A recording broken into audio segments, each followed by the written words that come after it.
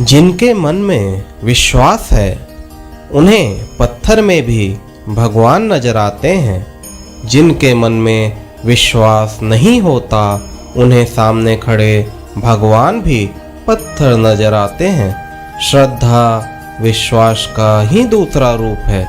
जहाँ श्रद्धा है वहाँ विश्वास नजर आता ही है, और जहाँ विश्वास है वहाँ तो श्रद्धा होती ही है। ईश्वर भगवान मालिक को पाने के लिए श्रद्धा और भक्ति की आंखें होनी चाहिए मेरे बच्चे।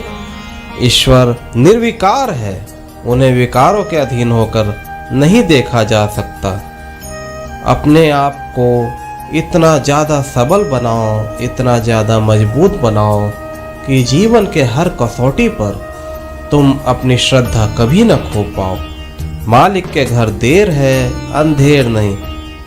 इंसान अगर जान ले तो कभी किसी का बुरा न सोचे, कभी किसी का बुरा मत करो, कभी किसी के साथ गलत व्यवहार भी मत करो, वरना मालिक के पास सभी के कर्मों का हिसाब होता है। मालिक सभी के कर्मों का हिसाब बराबर से करता है। मालिक के पास हर प्रकार का लेखा जोखा होता है। जो जैसा करेगा उसे वैसा अवश्य ही मिलेगा। लालसा यानी अभिलाषा। लालसा चाहे पैसों की हो, जमीन की हो, जायदाद की हो या किसी भी तरह की हो, वह मेरे बच्चे कभी पूरी नहीं होती। लालसा इंसान के मन में कुंभकर्ण की तरह सोए हुए अहंकार और अविवेक को जगा देता है। क्रोध, द्वेष आदि विकारों को भी जगा देता है। लालसा कभी पूरी नहीं होती मेरे बच्चे। एक पूरी कर दो तो दूसरी नाक के फन की तरह मन के दरवाजे पर दस्तक देती रहती है। इसीलिए मेरे बच्चे मैं कहता हूँ कि मालिक की भक्ति में दिल लगाओ, फिर यह चंचल मन कभी नहीं भटकेगा। मालिक की कृपा से यह अभिलाषा से छुटकारा पाएगा। अभिलाषा कभी खत्म नहीं होती, इसलिए अभिलाषा को छोड़ दो, लालसा को छोड़ दो। मालिक में रम जाओ, मालिक में खो जाओ, मालिक को ही सब कुछ मानो। जीवन में कभी भी ज़्यादा लोभ मत करो।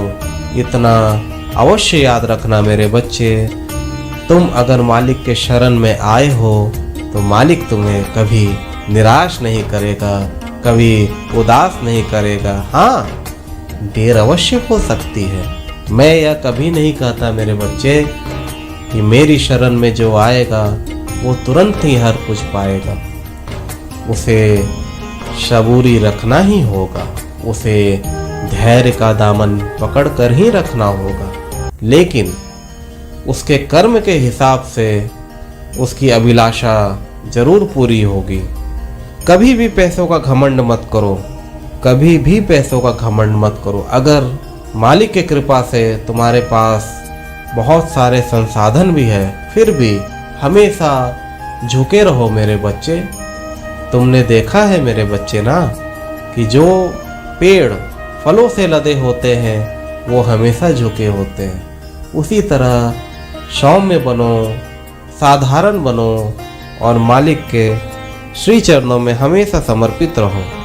मैं अपने भक्तों का दास हूँ, मैं सिर्फ भक्ति में ही निवास करता हूँ। जो भी मेरी भक्ति करता है उनका मैं उद्धार अवश्य करता हूँ।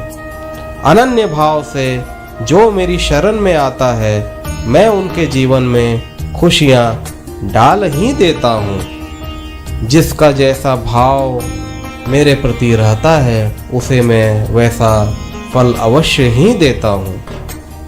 जो भक्त श्रद्धा और विश्वास से मुझे पुकारे, चाहे मेरा भक्त जहाँ भी हो, मैं वहाँ किसी न किसी तरह से पहुँच ही जाता हूँ। मुझे आने के लिए किसी दरवाजे, किसी वाहन या किसी साधन की जरूरत नहीं। मैं तो कोटि कोटि में विद्यमान हूँ। मेरा अपने सभी भक्तों पे ध्यान होता है।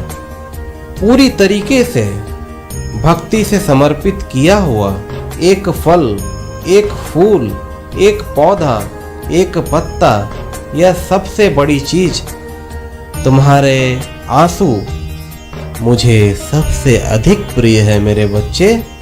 जो मेरे भक्त हैं मैं हमेशा उनके साथ रहता हूँ। मैं अपने भक्तों में कभी फर्क नहीं करता, सभी मेरे बच्चे हैं। मैं सभी को एक समान दृष्टि से देखता हूँ। तुम जीवन में हर कुछ पाओगे, तुम जीवन में बहुत सफल होगे, मेरा आशीर्वाद है मेरे बच्चे। तुम सदा खुश रहो, तुम तरक्की करो, आगे बढ़ो, अपनों का साथ दो, दूसरों को साथ दो, असहायों की मदद करो, निर्धन को यथाशक्ति धन भी दो, अन्न का दान करो, जीवन में सत्कर्म करते ही जाओ, मेरा आशीर्वाद है। सदा खुश रहो मेरे बच्चे। तुम्हारा साईं हमेशा हमेशा तुम्हारे साथ है और तुम्हारा साईं हमेशा हमेशा तुम्हारे साथ ही रहेगा।